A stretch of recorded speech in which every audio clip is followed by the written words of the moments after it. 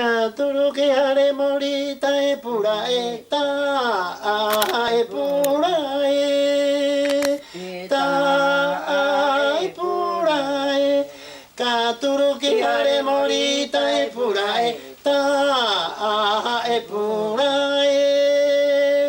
ta e pura Katuru que hare morita e pura ta e pura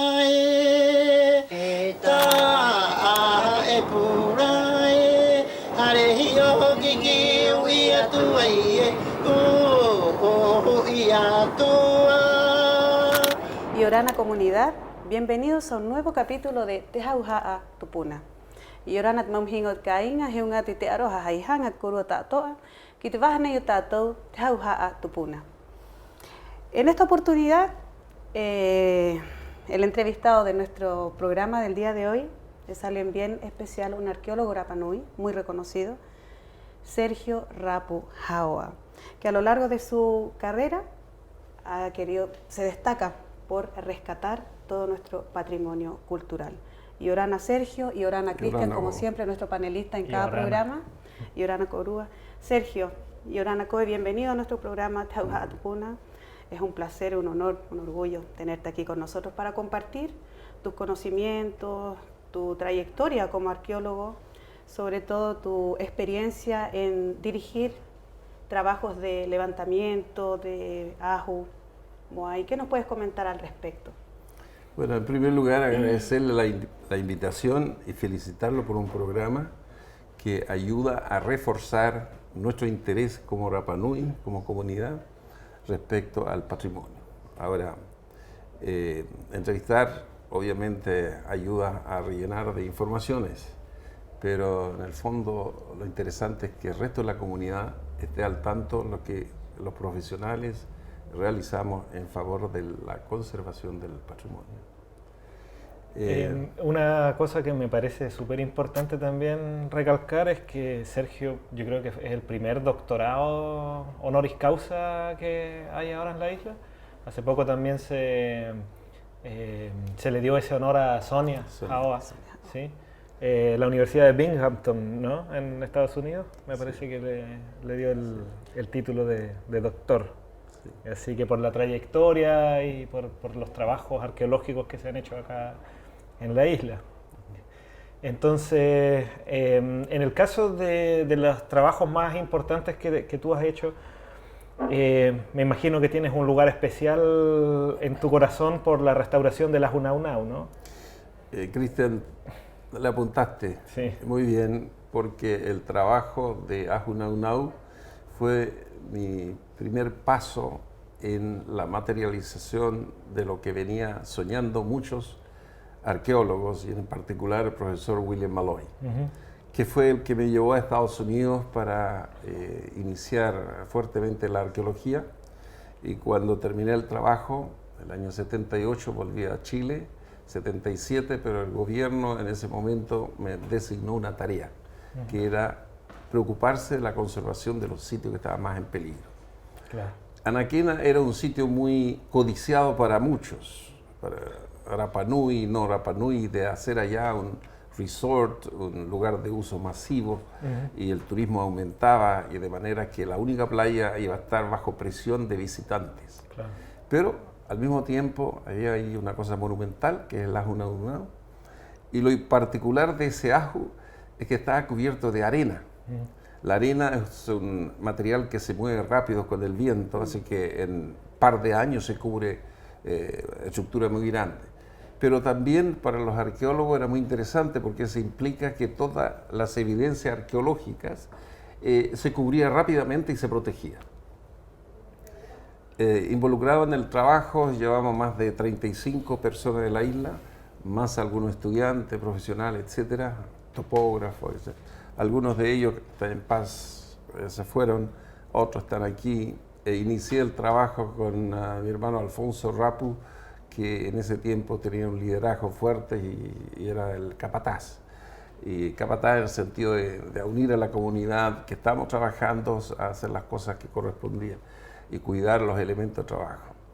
Y estaba también, curiosamente, otro hermano, que es Rafael Rapu, que se inició en la arqueología por un contacto entre Alfonso y Gonzalo Figueroa y otros, para aprender de fotografía, para hacer fotografías de trabajo arqueológico, que es una técnica especial con máquinas especiales. Así que habían 3 hermanos ahí mirando uno al otro y diciendo, tú haces esto, tú haces lo otro, qué sé yo. Claro. Y se arrugaba, por supuesto, alguno, pero en fin, fue una convivencia muy amena entre todos y la gente que estaba, Zorobabel Fati, Edmundo Pont, Lázaro, ¿cómo se llama Salvador Atán, es decir, una lista larga que a veces la gente, bueno, uno se olvida de decir todo y le quita mucho tiempo a la televisión, entonces, pero siempre quedó en mi corazón ese primer equipo con quienes trabajamos. Y ese equipo se quedaron muy motivados en la arqueología y seguimos hasta el final. Algunos ya fallecieron, gente que tenía mucho más experiencia, como el Corjúa y Taraeras, por ejemplo, como este señor Teao, que también se fue, etc. Entonces, claro, ahí tenemos una cosa humana, la convivencia de Rapa Nui alrededor de un trabajo que se llama investigación y restauración de monumentos. Algunos habían trabajado con el profesor Maloy, pero eso era bonito, porque este investigador americano estaba aquí, tenía un amor por la isla y tenía gente de Rapa Nui involucrada, pero en este caso era otro, era un Rapa Nui involucrado. Entonces había también la curiosidad de ver cómo hacer este cabro que nació entre las guayabas, andaba a pata pelada y comía jatuque, qué sé yo, y de repente es un investigador y lidera un trabajo de conservación. Fue muy lindo. Entonces, y yo, por supuesto, venía como caballo de carrera a hacer el trabajo porque venía con todo el ímpetu de recién salido de la escuela graduada de la Universidad de Hawái y estaba con esa curiosidad de ver qué pasa con mi trabajo mismo. El profesor Maloy estaba en sus últimos años, tenía una enfermedad terminal y el gobierno de Chile lo trajo a modo de despedirse de la isla y estaba sentado debajo de las palmeras con Gonzalo Figueroa, un amigo que también se fue, y miraba a este grupito Rapa Nui conmigo ahí para ver cómo lo estábamos haciendo. Entonces el profesor estaba feliz viendo a su estudiante actuar. Claro. Y en ese proceso yo tenía, por supuesto, todas las energías, los bríos. Y voy a restaurar un monumento. E hicimos la primera restauración de monumentos. Y ahí aprendimos muchas cosas, lo que había enseñado Maloy y otros que nosotros fuimos viendo en el camino y corrigiendo. Afortunadamente yo había tenido contacto con la UNESCO, había estado en Europa 60 días visitando desde París, Roma en Italia, Grecia, Egipto, y viendo toda la tradición de restauración de monumentos de diferentes enfoques filosóficos, francesas, UNESCO, americanos. Entonces, yo aquí tratando de acomodar dentro de todas estas tradiciones cuál sería lo mejor para Pascua. Teníamos ya la tradición de Maloy, que es americano, hacer las cositas bien perfectas, qué sé yo. Pero los europeos preferían las cosas a media, es decir, si faltaba algo lo dejaba así nomás y lo completaba digitalmente hoy día, pero antes era con un papel plástico que ponían sobre la foto y se completaba la figura. En ese caso, en Anaquena, yo siempre he pensado, por lo menos como yo siempre he visto ese lugar que también simbólicamente, y por la historia de Rapa Nui es súper importante, la capital, el lugar donde vivía la aristocracia, la realeza en la isla. Me parece súper interesante que los 2 ajú que tienen Moai de pie hoy en día en la playa han sido trabajados por un equipo Rapa Nui principalmente. Porque hay otros sitios restaurados, pero que con bastante presencia y participación de arqueólogos de afuera, que no está mal, que me parece muy bien y que a veces ayudan a dar ese impulso, pero que ese levantamiento del Moai de Aturejuki el año 56 abrió esa puerta para que todos estos arqueólogos de todo el mundo dijeran wow, este es el camino que hay que seguir. Y después de venir y trabajar, el profesor Maloy le deja la batuta a otra gente y bueno, empieza a trabajar con otras restauraciones, gente como el tío Sergio. Claro. Sí, yo creo que ahí es muy cierto lo que tú dice históricamente los Rapa Nui participamos ahí. Acuérdense que los Moai están todos votados por razón histórica, largo comentar. Entonces empieza la restauración. La expedición noruega de ese año, liderada por Thor Heyerdahl, traía 7 arqueólogos, entre ellos Malloy.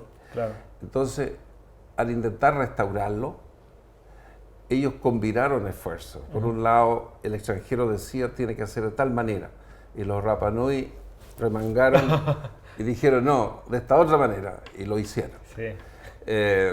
Después, pasados los años, aparece otra vez Ahunaunau y empezamos el trabajo y descubrimos varias cosas interesantes. Por ejemplo, el Moai, cuando tú lo ves ahí parado, la base está como plana. Hay una postura como si fueran palitroques, está tiesa mirando sobre la villa. Pero cuando tú haces una trinchera, ves la estratigrafía y encuentras que hay restos de Moai. Y te preguntas, ¿qué hacía ese resto de Moai ahí frente al lago? Sí. Después aprendimos que cuando el Moai lo llevaban caminando, llegaba al lugar, lo tallaban, lo emparejaban, cambiaba la forma de la base para poder instalar arriba de la plataforma y quedarse de forma permanente mirando la villa. Pero en el proceso de traslado tenía que tener otra base que permitiera movimiento y así desplazar al Moai. Así que aprendimos. Pero tal vez lo más impresionante para mí fue encontrar fragmentos de coral quebrados en la arena. Y yo miraba estos y decía, ¿qué serán? Porque nunca lo había visto antes. Tenía forma especial, se nota que era trabajo hecho por el hombre y el accidente de quebrar. Al final, mi prima Sonia, que estaba de asistente, y varios otros jóvenes, estaban excavando un Moai que se cayó hacia atrás, con la cabeza quebrada y el sombrero al lado, y encontraron 4 fragmentos de estos corales. Y me llaman, los veo, y digo, parece cerámica quebrada que hay que juntarla. Entonces dije, saca, ponen arriba de la mesa y juntan a ver qué pasa. Lo hicieron. Para sorpresa de todos, tenía una forma de almendra, una concavidad en el medio. Y Sonia dijo, es un recipiente, porque tenía esta abertura que efectivamente parecía un recipiente. Otro dijo, oh, no, es un pescado. Nadie sabía lo que era. Claro. Y yo no tenía idea. Pero toma esto, no me era recipiente, porque cómo va a tener una forma especial para una perforación, claro, que después pasó a ser el lugar de la pupila. Lo pongo arriba de la camioneta y me vengo al museo, y yo estaba montando una exposición en el museo, y por dentro decía, tengo una pieza curiosa, nueva, que la vamos a poner en la exposición. Cuando yo me bajo de la camioneta, se me viene repentinamente a la cabeza la imagen de uno de los Moai, el que no tiene sombrero, que había estado enterrado en la cara en la arena, y habíamos restaurado eso, parado, la concavidad perfecta que parecía almendra, y la pieza que yo tenía al lado. Y ahí se me pararon, salió la piel de gallina como ahora, porque dice, ¡ojo! Pero, ¿dónde había salido? Era la asociación de la figura cóncava con la pieza que tenía yo, y lo había juntado debajo de la cara de un Moai. Todo coincidía. Anteriormente habíamos conseguido 57 fragmentos de lo mismo. La teníamos en laboratorio. Había una chica que era asistente que se llamaba Verónica. La Verónica tenía en bolsita y decía probable lima de coral, claro, para pulir. Sí. Entro esto todo nervioso, le digo, Verónica, sácame todos esos fragmentos. Empezamos a colocar arriba de la mesa, vimos que el ángulo nasal, las colitas del ojo, estaba todo ahí. Eran 7 ojos y ya lo habíamos descubierto. Y ya pueden pasar los fragmentos. Ahí la parte más linda que quiero contar. Se recoge, me confirmo a mí mismo que sí es ojo, la más completa. Le traigo para mostrar a mi mujer, porque estaba todo nervioso de la hora de almuerzo, y llego al lugar y a 10 metros de la puerta de la casa, que hoy día es la casa de Sconadi, en ese tiempo era un pae ¿no?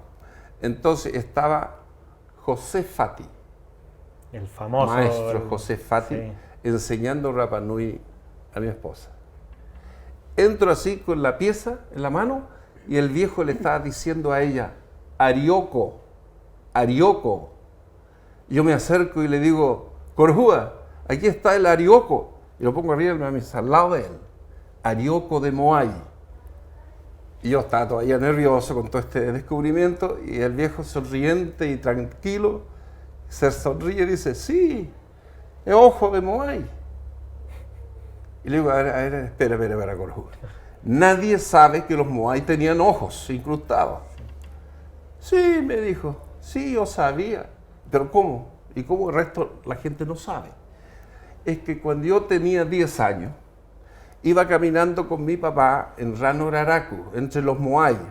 Mi padre al frente y yo atrás. Miraba yo al Moai y no tenía ojos, efectivamente, los de Rano Raraku. Y le decía al papá, papá, estas cuestiones no tienen ojos. Y el viejo, sin devolverse, decía, no, tienen ojos. Y eso es lo que se acordaba el viejo. Entonces, en ese momento, para mí, se produjo el descubrimiento del ojo del Moai. Claro. Porque un arqueólogo le trae una evidencia y un líder cultural local, con la tradición oral, lo confirma. Sí. Vuelvo a Anaquena, ya volando y en la camioneta, llego y le digo a los jóvenes, oye, tráeme los fragmentos de ese Moai. Y lo pone ahí frente a mí. Había escondido el ojo, había pegado los fragmentos. Sí. Y le pongo ahí. Y el Moai, fragmentado, la cara, tenía su ojo. Imagínate el impacto. Revivió. Y le dije, hemos despertado al Moai. Sí. Sí. Y ese momento para mí es el viejo confirmó que tenía ojo. Tú sabes que los Moai antiguamente se decía Arin ahora. Sí. Ya. El Moai, con eso, podríamos decir, el Moai está vivo otra vez. Claro. Y sigue el proceso.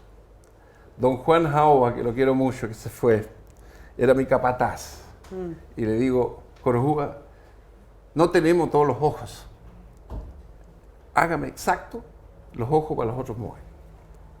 Se fabricaron los ojos, se colocaron los ojos. El día que colocamos a los Moai con ojos, los 4, estaba él, estaba yo y gente atrás para tomar fotos. Estábamos mirando los Moai, no aguantamos. Sentimos, no sé, respeto, miedo, de todo. Sí. Y el viejo se fue caminando hacia atrás, así, alejando al Moai. Porque era impresionante ver por primera vez estas figuras serio. No te miraba así como amigo, te miraba por arriba de la cabeza. Sí. O sea, te imponía autoridad total. Claro. Y está vivo. Entonces, ¿te imaginas tú esos días? Tú sales de tu jarepaenga y levantas la cara y te encuentras con este tremendo Arin ahora, no mirándose como hola, buenos días, sino que mirando para allá para que te des cuenta, respétame. Con severidad. Entonces, el simbolismo del Moai para nosotros es súper poderoso y hay que mantenerlo. Yo creo que la base de los descubrimientos es precisamente identificar de qué se trata. Por hacer una analogía muy breve, el asunto de Cristóbal Colón, como que cuando lo ponen como que descubrió América. Él no descubrió América porque no tenía idea dónde había llegado. En este caso, con el tema de los ojos, tenemos antecedentes, porque después se supo que en el Museo Kon-Tiki y que en otros museos en Europa había cosas, pero como no sabían que era ojo, estaban identificados exactamente como un recipiente, como otra cosa. Pero después ya con esto de que se hizo, que usted hizo a fines de los años 70, efectivamente esos museos tuvieron que reescribir sus notas de, oye, sí, este en realidad es un ojo. Ayer yo revisaba las notas de campo del profesor William Malloy en Ahuac Kivi y dentro de las cosas que encuentran, discos de piedra de basalto. Pupila, discos de piedra. Y para mí lo único que puede ser son las pupilas. ¿Sí? Entonces, bueno, ese tipo de cosas que después con el tiempo se pueden entender mucho mejor gracias a este tipo de identificaciones. Yo quisiera también agregar, aprovechando la oportunidad, porque doy conferencias en otras partes del mundo, pero en mi propio pueblo aquí todavía no le cuento historia. Claro. Y por eso que le agradezco la oportunidad. Yo sé que es corta el tiempo aquí, lo podemos hacer en otras oportunidades. Pero cuando uno empieza a dar vuelta a la experiencia y dice, a ver, nuestra tradición oral es muy pobre. Es muy poco en comparación a lo que es Marqués de la otra isla, porque la población llegó a 111, entonces ¿quién iba a recordar tantas cosas? Pero hay pequeños mensajes. Cuando tú le preguntas a una persona, ¿y cómo trasladaron los Moai? La persona de edad dice, caminaban, pero ¿cómo? con mana, y hasta ahí llegaba. Entonces, yo pensé, pero si también decía que eran Arin Ahora, ahí está el mensaje, Arin Ahora, o Tetupuna. Sí. Hay un mensaje que está diciendo, y los arqueólogos no teníamos idea hasta descubrir la pieza. Entonces yo lo tomé más en serio, la expresión caminaba. Claro. Y ahí aparecen unos señores de Pavel, se llama, de Czech Republic, y hace su experimento que también creía en la tradición oral. Lo hizo. Lo hizo con buena intención, la publicó, etcétera, pero no le achuntó. Después le seguí el paso y experimenté con moai hechos de cemento para no dañar el original, etcétera, etcétera, y descubrí varias cosas.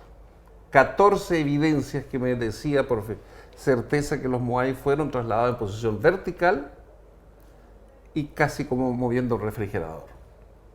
Y había que experimentar. Lo hice. No fue tan bueno mis experimentos, porque había un problema. Es que la base lo cortaba parejo. Y también le falló a Pavel. Porque la patita para caminar se hace en Ranuraraku y se va desgastando hasta llegar al aju. Y cuando llega al aju le corta así, plano, para que quede como palitroque. Claro. Bueno, él experimentó con un moai que no tenía pie. Con un Arin Ahora. Con un Arin Ahora no. Entonces, y yo también hice algo con cemento parecido hasta que descubrí, porque fui a Ranuraraku y empecé a medir y a estudiar las bases de los moai antes de iniciar la caminata. Y descubrí que par de cosas. Primero, que los moai tenía concavidad, depende del tamaño, si era grande o chico, o convexo. Segundo, que si tú parabas los moai, ya lo había estudiado con unos australianos que los mandé a medir, había una diferencia más o menos 7 grados máximo de inclinación hacia adelante. O sea, tú tienes cóncavo o convexo así y echadito para adelante. Si tú lo empujabas un poquito más, se cae el moai, pero llegaba justo al punto de equilibrio. Y lo otro interesante es que tú miras la base del moai, la parte de la espalda es recto, el resto del cuerpo es así. Eso es como la letra D. Sí. Si tú paras el moai con esa forma de letra D, con esa curvatura, así que permites como rocking chair, ¿cómo se llama? Como una silla mecedora. Una silla mecedora. Tú lo mueves un poquito hacia un lado, el peso del resto del cuerpo lo empujas solo hacia adelante. O sea, es un trabajo ingenioso, increíble de los ingenieros de aquellos años. Se tomó réplica de esto, se llevó a Hawái, se fabricó moai con esa base. Y unos amigos allá en la Universidad de Hawái se juntaron con un grupo, hicieron el experimento. Cuando yo vi el trabajo, no pude ir porque tenía otros compromisos acá, y veías tú el moai caminar así. Era para emocionarse, es como cuando fueron ahora a Londres y le cantan un moai y tú miras la cara y te empieza a caer las lágrimas. Sí. Ya. Este era un viejito que daba sus pasos y con 3 cuerdas, a los costados y uno atrás. Tú tirabas por un lado y él pivoteaba solo el moai, por la forma que le dio. Entonces, este fenómeno que parece tan sencillo, yo siempre he destacado que tal vez el aporte más importante de esta cultura, Rapa Nui, a la humanidad es ser capaz de transportar una pieza de arte de 80 toneladas o más en posición vertical a su destino final. Yo pregunto, ¿qué cultura en este planeta ha hecho lo mismo? Porque los obeliscos no se movieron así, ni los tremendos bloques de piedra en otras partes. Había rueda, había rodaje en Stonehenge y qué sé yo.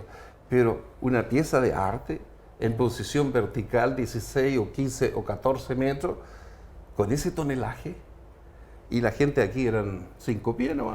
Eran chiquititos. ¿Tú crees, Sergio, que eso es un problema netamente práctico o hay elementos ceremoniales, religiosos, culturales que influyen en que el transporte haya sido, como tú dices, en posición vertical?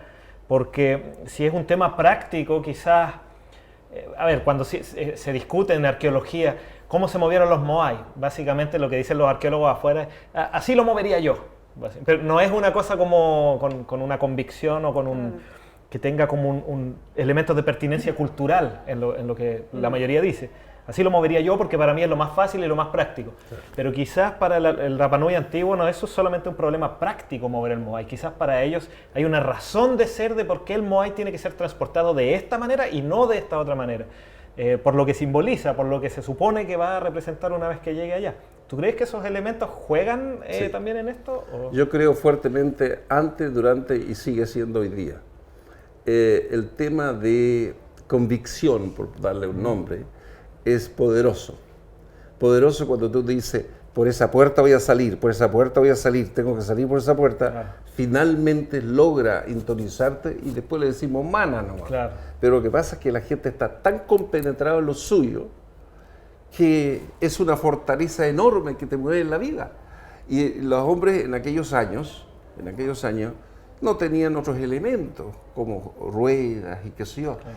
Con pocas cosas hacía enormes tareas. De manera que mover un Moai no era una cuestión solo de comer y tirar la cuerda. Hay una mística detrás. Y por eso que aparece esta cosa. La señora aquella que cantaba. Moai, pero no era esta la canción, estoy inventando. Claro, pero le daba ritmo. Es como cuando bogas tú. Y está volviendo a la... Claro. Entonces le da coordinación, fortaleza espiritual. Ese es el mana que iba detrás. Sí. Bueno, usted ha sido gobernador, ha sido arqueólogo, ha sido personajes muy importantes aquí en la isla. Y abuelo, perdón. Abuelo también. También fue director del museo. Hoy en día está en discusión la creación de un nuevo museo aquí en Rapa Nui. ¿Qué piensa usted al respecto de la nueva creación de un museo Rapa Nui? ¿Dónde debiera estar emplazado aquí en la isla? ¿En qué sector?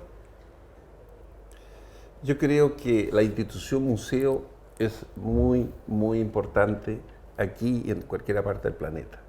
Porque su misión es educar, su misión es investigar, su misión es empoderar a la comunidad, en el caso de Rapa Nui, por ejemplo.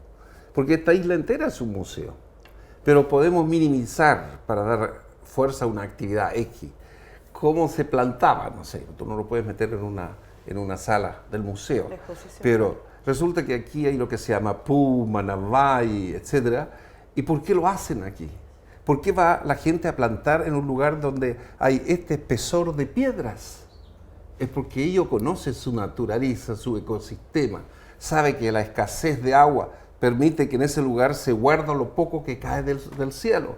Sabe que los minerales de las piedras se van escurriendo al fondo. Entonces se combina aguas que se retiene, en vez de evaporarse rápido, los minerales o fósforos que escasean en el suelo de Pascua, que viene de las piedras, y finalmente la temperatura, que le da también una cierta fuerza a crecimiento. Y por qué no decirlo, protege contra el viento. Entonces, pero todo ese conocimiento, ¿a dónde lo exhibes mejor tú? En algún rincón, lo están haciendo en Baijú, el grupo de Mau Genú lo están haciendo ahí una tarea muy bonita, que es una repetición de lo que hay, pero la gracia es que la gente que lo están haciendo sabe lo que están haciendo y es una herramienta de educación. Entonces, más museo, mejor. Donde quieran. Hagan en Baité, hagan un tremendo museo para traer el Hoajacananaía y guardarlo ahí, en nuestro museo. Yo no quiero decir nada contra el otro museo que está aquí. Deja que exista y siga sus pautas, política nacional, pero política local, Rapa Nui, haga su museo, bailan adentro, vibran adentro, estudien más arqueología, estudien más ecología, etc. Sigamos haciendo museos. Para ir cerrando nuestro programa, un minutito, ¿cómo podemos los Rapa Nui de hoy y también las próximas generaciones proteger nuestro patrimonio cultural? Hay una palabra muy, muy importante, ojalá que nos grabáramos todo aquí, y se repite, se llama educación, educación y educación. Entonces, ¿qué significa educación? Vayan a estudiar arqueología, sáquense un doctorado en Rusia, en China, donde sea, vuelvan a su tierra y entreguen ese conocimiento. Vayan a estudiar suelo, ecosistemas, cómo sobrevivir frente a este tema de cambio climático. Los volcanes nuestros se están secando. ¿Han recibido ese mensaje? Yo quisiera ir a estudiar los cráteres nuestros, qué está pasando para atrás. Y más importante, ¿ha ocurrido este fenómeno de que se secan los cráteres antes? ¿Y sabemos por qué? Si no ha ocurrido esta por primera vez, entonces, ojo, más alarma. Entonces, en resumen, educación, educación, educación. Muchas gracias, Maururu. Sergio, Maururu, te hokurua mayo yang te mahane ko ang nira, pero te vas yo tato te jauja atupuna. Gracias, Cristian, una vez más. Gracias. Y por supuesto a toda la comunidad, muchas gracias. Y Orana Korua, y nos vemos la próxima semana. Maururu.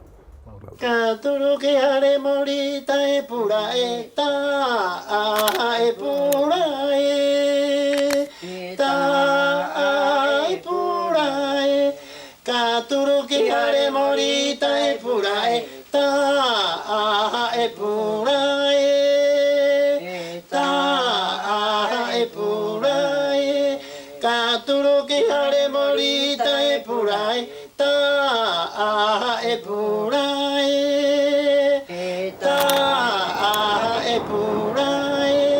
Hare hiyo kiki uia tuai